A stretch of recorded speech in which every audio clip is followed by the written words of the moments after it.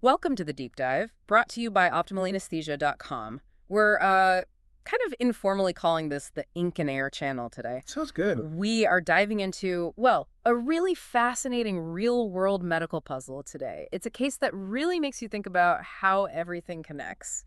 Absolutely. And just a note, all the detailed write-ups, the evidence, the references for this case, that'll all be up on OptimalAnesthesia.com starting in June 2025. Great. So today's focus is a 62-year-old woman.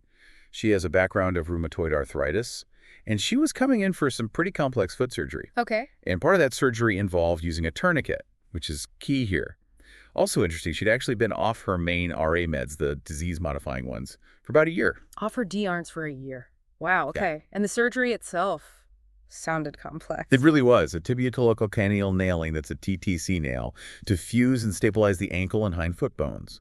Plus, some tendon releases and transfers and reshaping a bone in the midfoot, basically tackling several big issues at once. But what specifically? She had AVN, a vascular necrosis, basically bone death, in her talus, that main ankle bone. Ankle instability, subtalar joint problems, and a high arch, a camus deformity. So a lot going on in that foot. Yeah, that's significant reconstruction. How long did all that take? The whole surgery was about 3 hours, and the tourniquet, which was on her thigh, was inflated for a good portion of that 1 hour and 15 minutes, so 75 minutes total. 75 minutes, okay. And during that time, something happened with her blood pressure. Exactly. That's the core of our deep dive. While that tourniquet was inflated, her blood pressure spiked dramatically. And that's what we want to unpack, right? Why this huge spike, especially in someone with rheumatoid arthritis.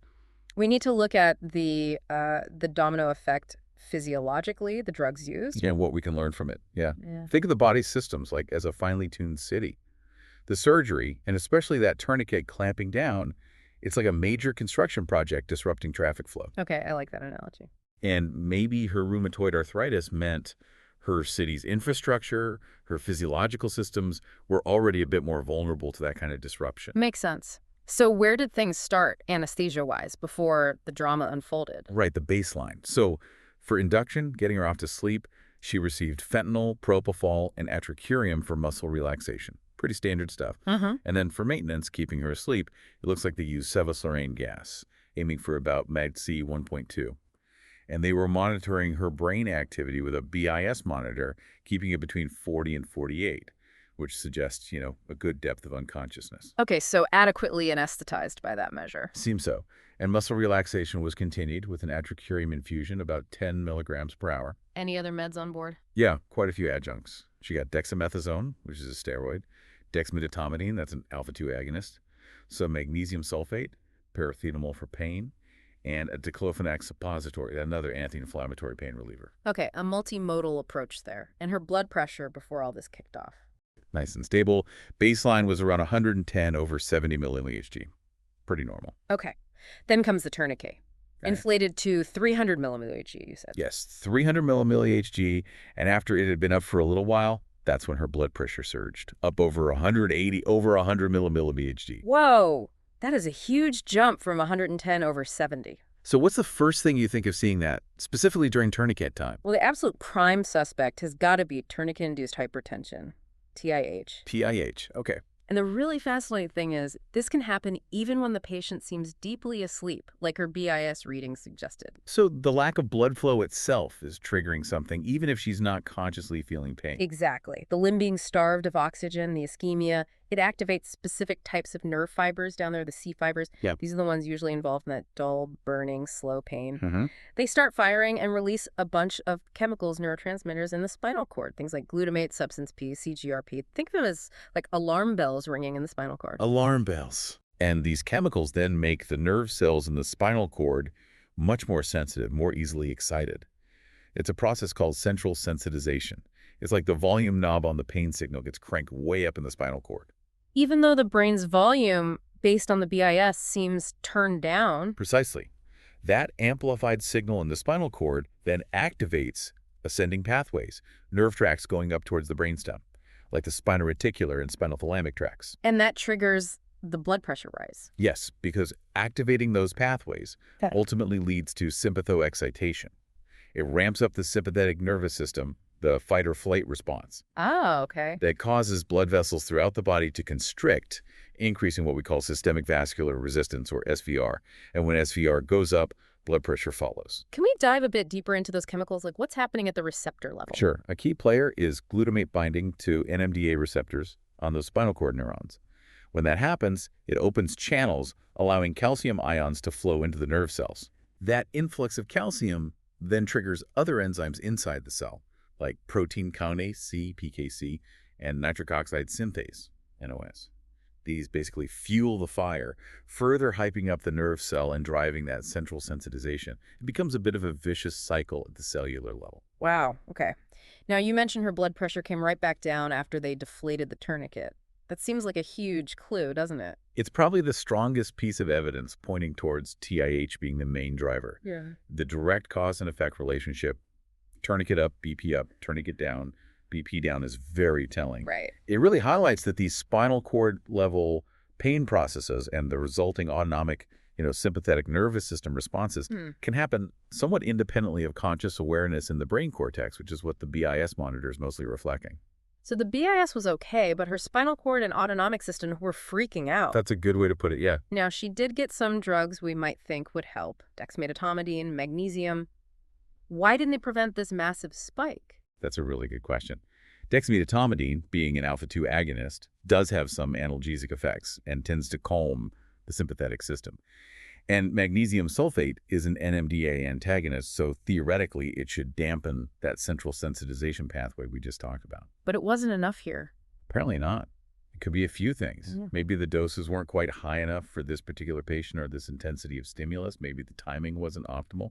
Or perhaps the sheer intensity of the ischemic signal from the limb, potentially combined with her underlying RA issues, which we'll get to, just overwhelmed the protective effects of those drugs. So thinking about prevention in the future, if you had a similar patient, what might you consider doing differently? Right, thinking proactively. Well, you could consider adding another NMDA antagonist, maybe a low-dose ketamine infusion that might provide more robust blockade of that pathway. Ensuring adequate dosing of the dexmedetomidine, maybe starting it earlier, even before the tourniquet goes up, that could help. Regional anesthesia is often a great option here, like a sciatic and saphenous nerve block for this kind of foot surgery. Blocking the signal at the source. Exactly. If you block the pain signals from the leg from even reaching the spinal cord, you can often prevent TIH altogether. And then there's the simple mechanics. Keep the tourniquet time as short as possible, definitely under 2 hours is the usual goal. And use the lowest effective pressure. You don't always need 300. Often 100 to 150 mmHg above the patient's systolic pressure is enough. Makes sense. Now, you also hinted that maybe not having enough opioid on board could have played a part. Yes, that's another really important angle to consider, especially in patients who already have chronic pain conditions, like this woman with RA and significant foot deformities. They might already have a sort of baseline level of increased pain signaling or central sensitization even before surgery. In this case, she got that initial bolus of fentanyl at the start, but there wasn't a continuous opioid infusion running during the main part of the surgery, like, say, remifentanil. So even though she was unconscious, the tourniquet stimulus might have broken through because there wasn't that constant background pain relief. That's the idea. Those alarm chemicals, glutamate and substance P, are still being released in the spinal cord in response to the ischemia. Opioids work mainly by activating mu-opioid receptors, which act like brakes on those ascending pain signals. Without sufficient continuous opioid effect, those signals might not be adequately suppressed, allowing the sympathetic nervous system to get activated more easily. So what does that suggest for managing opioids in these cases? Maybe a continuous infusion is better. It could be, yeah. A continuous infusion of a very short-acting opioid like remifentanil allows you to titrate the dose very precisely to the level of surgical stimulus. You can turn it up during intense parts, like tourniquet inflation, and down during less stimulating periods. More adaptable. Exactly. And it fits into that broader multimodal analgesia concept. Maybe combine the remifentanil with things like preoperative gabapentinoids if they have chronic pain, potentially using ketamine or magnesium intraoperatively, as we discussed. There are also newer monitors being developed that try to objectively measure the patient's physiological response to noxious stimuli, the level of nociception. Like the ANI or NOL index? Precisely. Those might give us a better indication of whether the analgesia component of the anesthetic is adequate beyond just looking at the BIS, which reflects the hypnotic component. Okay, interesting. Now let's really zoom in on the rheumatoid arthritis itself. How does that condition specifically make someone perhaps more susceptible to this kind of event? Yeah, this is where it's really layered. RA isn't just about joints, it's a systemic inflammatory disease. And one common complication is autonomic nervous system dysfunction, Autonomic dysfunction, meaning? meaning the system controlling automatic things like heart rate, blood pressure, digestion isn't working quite right. In RA, there's often a specific pattern of sympathetic dysregulation. That fight-or-flight system tends to be overactive. Why is that? The chronic inflammation seems to be the key. Those inflammatory molecules circulating in the body, like TNF-alpha and interleukin-6, can directly interfere with the body's blood pressure control mechanisms. They can impair the baroflex. That's the body's natural blood pressure stabilizer, right? Exactly. It detects changes in pressure and adjusts heart rate and vessel tone accordingly. RA can dull that reflex. It can also reduce the activity of the vagus nerve, which normally has a calming parasympathetic influence. So the brakes aren't working as well, and the accelerator is maybe stuck on. That's a great way to think about it. Plus, RA can affect the blood vessels themselves, endothelial dysfunction, changes in how they react. The net result can be this kind of resting state of sympathetic overactivity, but with blunted ability to compensate properly when stressed. So applying that to this case, how did the RA likely interact with the tourniquet stress? Well, the fact that the BP spike was so dramatic during tourniquet inflation strongly suggests an exaggerated autonomic response to that ischemic stress. Her system, possibly already primed by the RAA, overreacted. Because her baroflex couldn't buffer it. That's highly likely. If the baroflex is impaired, it can't effectively signal the body to, say, lower heart rate or vasodilate to counteract the rising pressure caused by the tourniquet-induced sympathetic surge. And the altered vasoreactivity might mean her blood vessels constricted much more intensely in response to the catecholamines released during that surge. It makes for unpredictable hemodynamics. So when managing anesthesia for RA patients needing tourniquets, are there specific considerations? Absolutely. For one, standard treatments for high blood pressure, like beta blockers, might not be the magic bullet if the surge is driven primarily by this intense inflammation-linked sympathetic outflow and vasoconstriction. They might help with heart rate, but maybe not the pressure as much. What might work better then? Direct vasodilators drugs that directly relax the smooth muscle in the blood vessel walls, like the nitroglycerin fusion that ultimately did work in this case. That makes sense because it directly tackles the increased systemic vascular resistance. Okay. And thinking longer term, maybe aggressively managing the underlying RA inflammation itself could potentially dampen down some of this autonomic hyperreactivity. That's more speculative, but plausible. Some might even consider preoperative autonomic function testing in very complex RA cases, though that's not routine. It really is striking how quickly the BP came down once the tourniquet was released. We said that points to TIH, but does the severity of the spike and the fact it needed NTG also kind of underscore the role of the RA and maybe the opioid situation? I think it does, yes.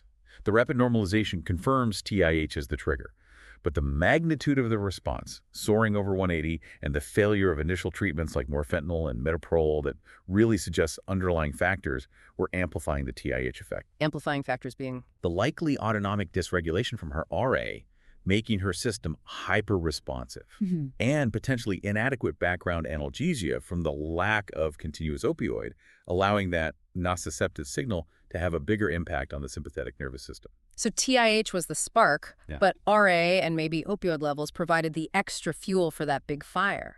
That seems like a very reasonable interpretation.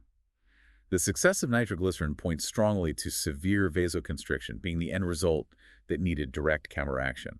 And again, the stable BIS throughout is crucial.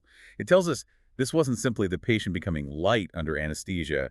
It was a specific, likely subcortical and autonomic physiological storm. So for you listening, what's the big takeaway message here? It seems to be about seeing the whole picture, right? Exactly. This case is a fantastic illustration of that complex interplay. You've got the surgical stimulus, the tourniquet, you've got the anesthetic choices, and crucially, you've got the patient's pre-existing condition, the rheumatoid arthritis. They all interact. It shows how something seemingly routine, like putting up a tourniquet, isn't always routine in its effects. Especially in patients with vulnerabilities we need to anticipate. The key lessons really revolve around that anticipation. Thinking ahead, especially with chronic inflammatory conditions or suspected autonomic issues. Which means considering things like Considering preemptive regional anesthesia, Hmm. really optimizing the intraoperative analgesia, maybe using continuous opioids, definitely using multimodal adjuncts like we discussed, ketamine, magnesium, dexmedetomidine, and being prepared to manage these hypertensive surges aggressively if they happen, often needing direct vasodilators. And maybe looking beyond just BIS for monitoring. Potentially, yes. Exploring monitors that give us a better handle on the analgesia or nociception side of the equation might be valuable in these complex cases. Now, here's where it gets really interesting for the future, I think. Understanding those molecular pathways, the glutamate and MDA receptors, the inflammatory cytokines affecting autonomic function, that opens doors, doesn't it? Huge potential. As we get a better grip on precisely how pain gets amplified and how inflammation messes with autonomic control at the molecular level, we can hopefully develop more targeted interventions. Better drugs, refined techniques. More personalized anesthesia, almost. That's the goal. Tailoring our approach based on a deeper understanding of the patient's specific physiology and pathophysiology. So here's something for you to chew on. How might doing a more thorough check of someone's autonomic function before surgery, especially if they have RA, actually change your anesthetic plan? What are the real pros and cons of different preemptive pain strategies in these folks? Good questions. This case definitely gives us a lot to think about and potentially incorporate into our practice. Absolutely. Well, thank you for taking this deep dive with us today. And remember, you can find the detailed case report and all the supporting evidence on optimalanesthesia.com starting in June 2025. Indeed. Until our next exploration, keep asking those questions, keep learning, and always aim for that optimal patient